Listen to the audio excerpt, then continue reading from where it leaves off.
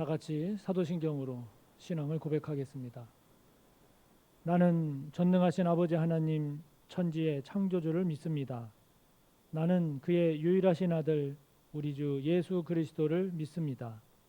그는 성령으로 잉태되어 동정녀 마리아에게서 나시고 본디오 빌라도에게 고난을 받아 십자가에 못 박혀 죽으시고 장사된 지 사흘 만에 죽은 자 가운데서 다시 살아나셨으며 하늘에 오르시어 전능하신 아버지 하나님 우편에 앉아 계시다가 거기로부터 살아있는 자와 죽은 자를 심판하러 오십니다. 나는 성령을 믿으며 거룩한 공교회와 성도의 교제와 죄를 용서받는 것과 몸의 부활과 영생을 믿습니다. 아멘. 312장 찬양하겠습니다.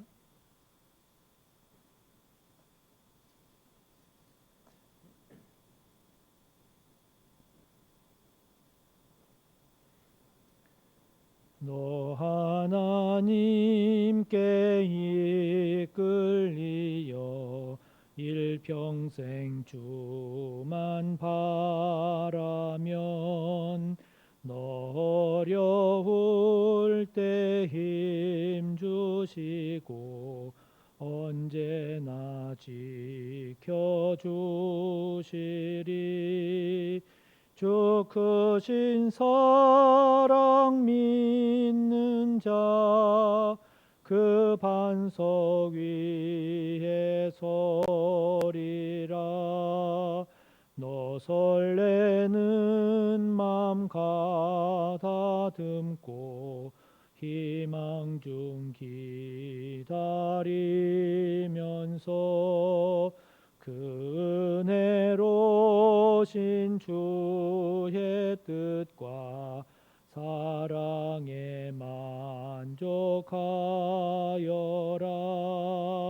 우리를 불러주신 주 마음에 송원하신다. 주 찬양하고 기도하며 내 본분 힘써 다하라. 주 약속하신 모든 은혜 내게서 이루어지리라. 참되고 의지하는 자 주께서 기억하시리.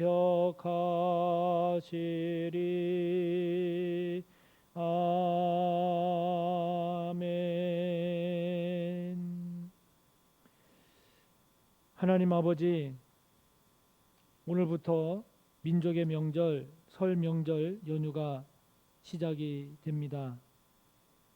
이미 이곳저곳 많이 이동해 간 성도들도 있겠지만 앞으로 설 명절 연휴 기간 모든 성도들의 발걸음 가운데 또 모든 만남 가운데 또 모든 시간 가운데 하나님 함께 하옵소서. 그래서 명절의 모든 시간들이 은혜로운 시간들 되게 해주시고 즐겁고 감사하고 복된 시간 되게 하옵소서. 특별히 오늘도 하나님의 말씀을 사모하고 기도를 사모하여 하나님 앞에 나온 심령들을 특별히 기억하시고 그 믿음을 복되게 하옵시며 그 기도가 더욱 하나님께 상달되게 하옵소서. 우리의 믿음과 삶이 향방 없이 아무런 목적 없이 진행되는 것이 아니라 하나님이 기뻐하시는 그 목표와 삶을 향해 나아가는 저희들 되기를 원하오니 오늘의 말씀이 그러한 삶을 살아가기에 부족함이 없는 복된 말씀이 되게 하옵소서. 예수님의 이름으로 기도하옵나이다. 아멘. 오늘 함께 볼 말씀 마가복음 1장 12절에서 20절까지입니다.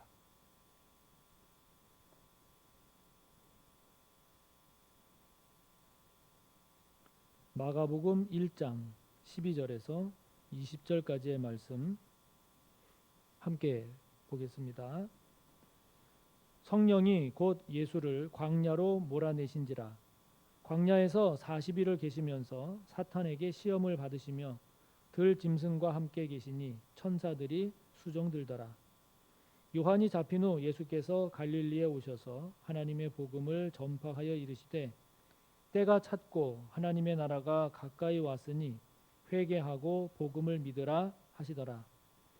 갈릴리 해변으로 지나가시다가 시몬과 그 형제 안드레가 바다에 금을 던지는 것을 보시니 그들은 어부라. 예수께서 이르시되 나를 따라오라. 내가 너희로 사람을 낚는 어부가 되게 하리라 하시니 곧 그물을 버려두고 따르니라.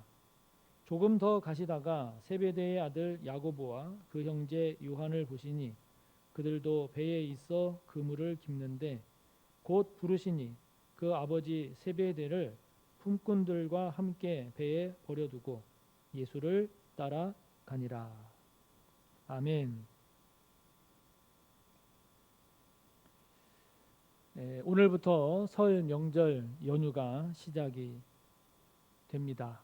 모든 성도님들 건강하시고 그리고 안전하고 그리고 은혜가 가득한 그런 복된 명절 되시기를 바랍니다.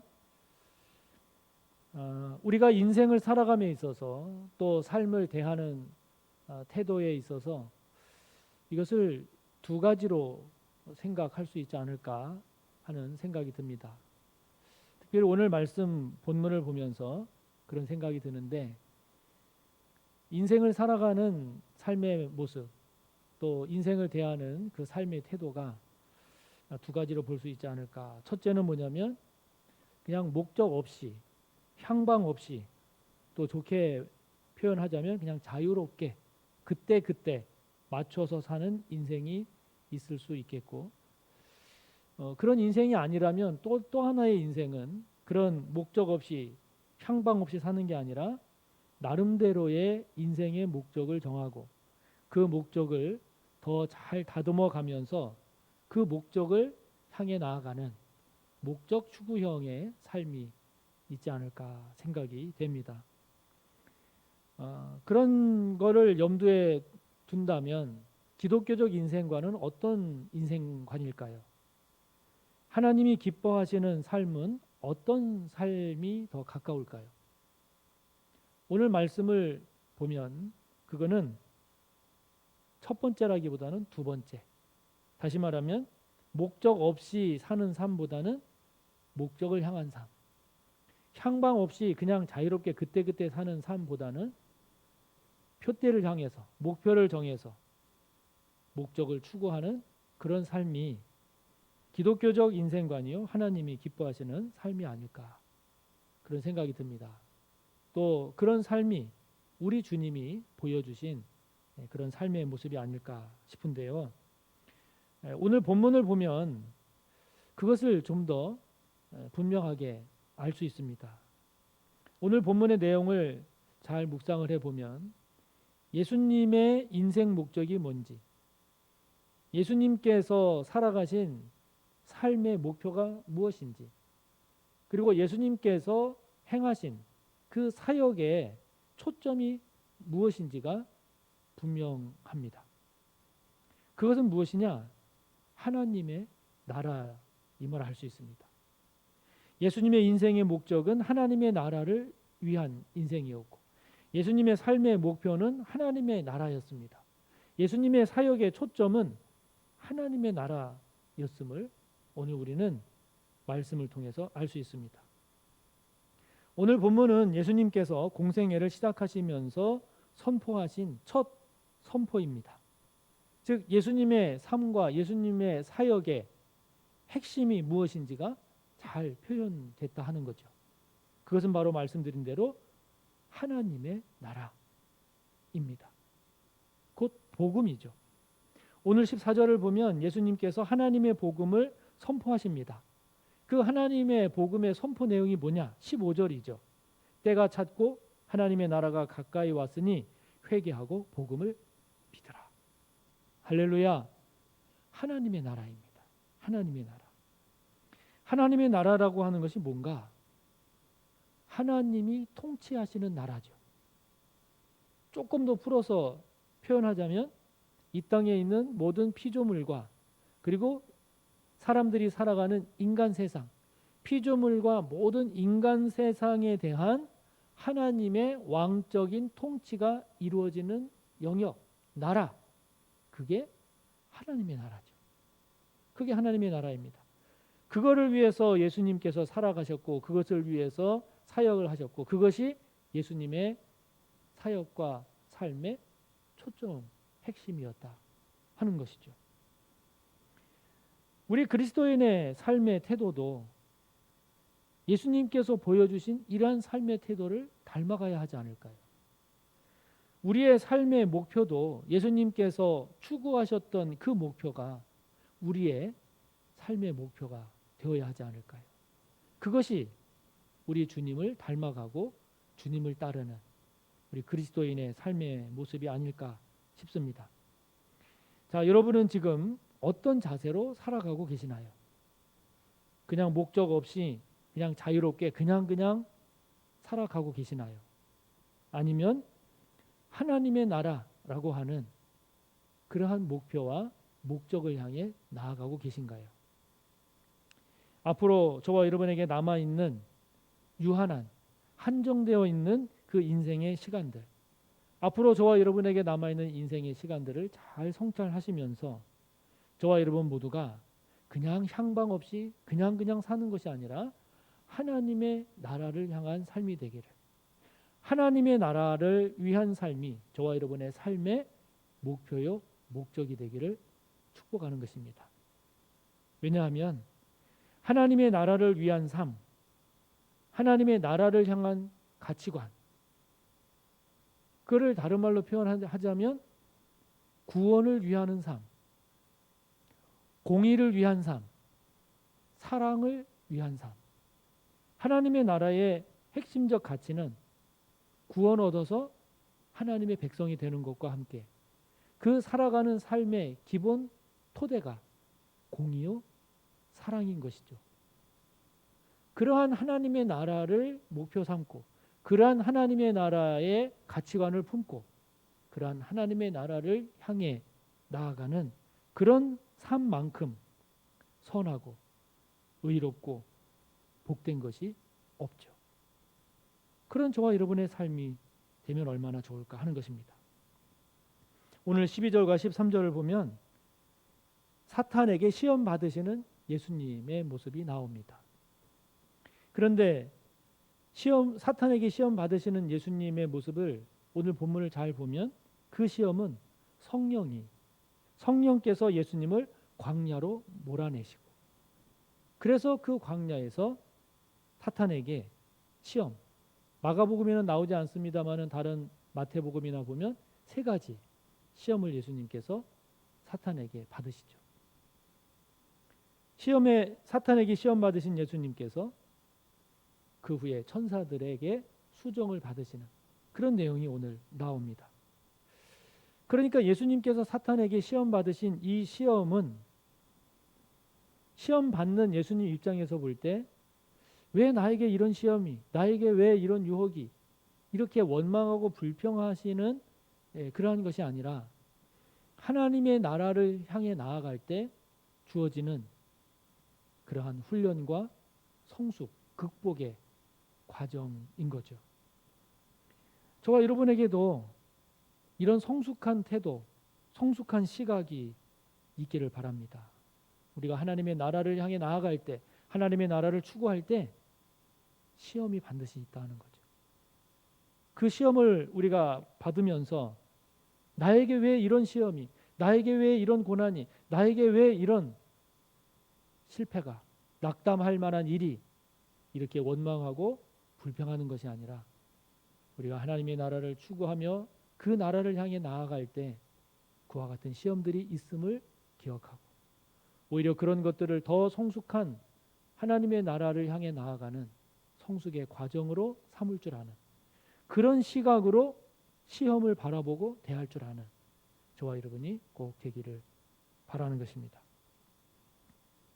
14절과 15절을 보면 예수님께서 하나님의 나라를 강조하시면서 말씀하시면서 강조한 것이 있는데 그것이 무엇인가 하니 회개와 믿음임을 알 수 있죠.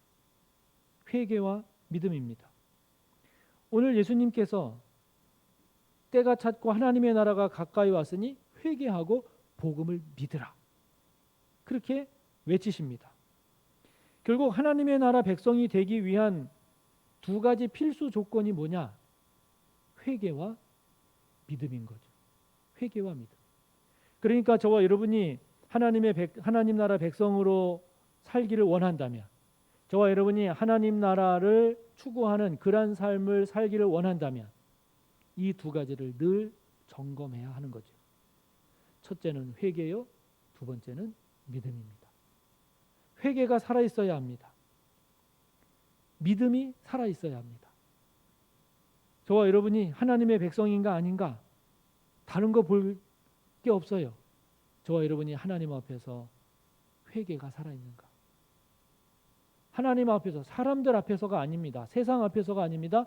하나님 앞에서의 죄와 하나님 앞에서의 저와 여러분의 죄된 모습에 대해서 얼마나 가슴을 찢고 통렬한 회개가 이루어지고 있는가, 회개가 살아있는가 라는 것과 함께 하나님을 향한, 우리 주님을 향한, 하나님의 말씀을 향한 믿음이 나에게 살아있는가, 이것이 저와 여러분이 하나님의 백성인가 아닌가, 하나님의 나라를 추구하고 있는가 아닌가를 가늠해 볼 수 있는 두 가지 기준이 된다는 거죠. 저와 여러분, 회개가 살아있기를 축복합니다. 믿음이 죽어있는 믿음이 아니라 살아있는 그런 믿음이 되시기를 바랍니다. 오늘 16절과 마지막 20절, 본문 마지막 20절까지 보면 예수님께서 제자들을 부르시는 내용이 나오죠. 시몬 베드로와 그 형제 안드레, 그리고 야고보와 그 형제 요한을 예수님이 부르십니다. 제자로 삼으십니다. 예수님께서 하나님의 나라를 선포하시고 그 나라를 위한 일로서 하신 일이 뭐냐? 제자를 부르신 거예요. 제자를 삼으신 거죠. 다른 말로 표현하자면 사람을 부르시고 사람을 세우신 겁니다. 이것이 하나님의 나라를 위해서 예수님이 하신 일이에요. 그러니까 하나님의 나라라고 하는 거는 엄청난, 무엇인가 대단한, 무엇인가 화려한 그러한 것이 아니라 어부와 같이 평범한, 베드로, 안드레, 야고보, 요한, 이 어부들과 같은 갈릴리 해변에 살고 있는 이 평범한 보잘것없는 어부와 같은 이러한 사람들, 또는 그러한 영역에서부터 시작됨을 우리에게 보여줍니다. 얼마나 화려하냐, 얼마나 대단하냐, 얼마나 엄청나냐가 중요한 게 아니라 주님과 함께 시작하고 있는가, 주님께서 함께하고 계시는가, 그게 더 중요하죠. 저와 여러분이 세상의 죄된 가치관이나 하나님의 뜻과 배치되는 그런 가치관이 아닌 하나님 나라를 추구하는 저와 여러분의 신앙이요 삶이 되시기를 바랍니다. 세상의 화려함이나 대단함도 좋지만 그것보다 더 중요하게 여기며 살아갈 것은 바로 하나님 나라의 가치관, 즉 하나님 모르는 자를 하나님을 알게 하고 예수 그리스도를 영접하게 해서 구원 얻게 하는 사람 살리는 일에 우리의 삶을 드리고 우리의 살아가는 삶의 토대가 하나님의 공의요 하나님의 사랑임을, 이러한 하나님의 나라 가치관을 추구하며 사는 주님을 닮아가는 저와 여러분이 꼭 되시기를 바랍니다. 하늘에 계신 우리 아버지, 아버지의 이름을 거룩하게 하시며 아버지의 나라가 오게 하시며 아버지의 뜻이 하늘에서와 같이 땅에서도 이루어지게 하소서. 오늘 우리에게 일용할 양식을 주시고 우리가 우리에게 잘못한 사람을 용서하여 준 것 같이 우리 죄를 용서하여 주시고 우리를 시험에 빠지지 않게 하시고 악에서 구하소서. 나라와 권능과 영광이 영원히 아버지의 것입니다. 아멘.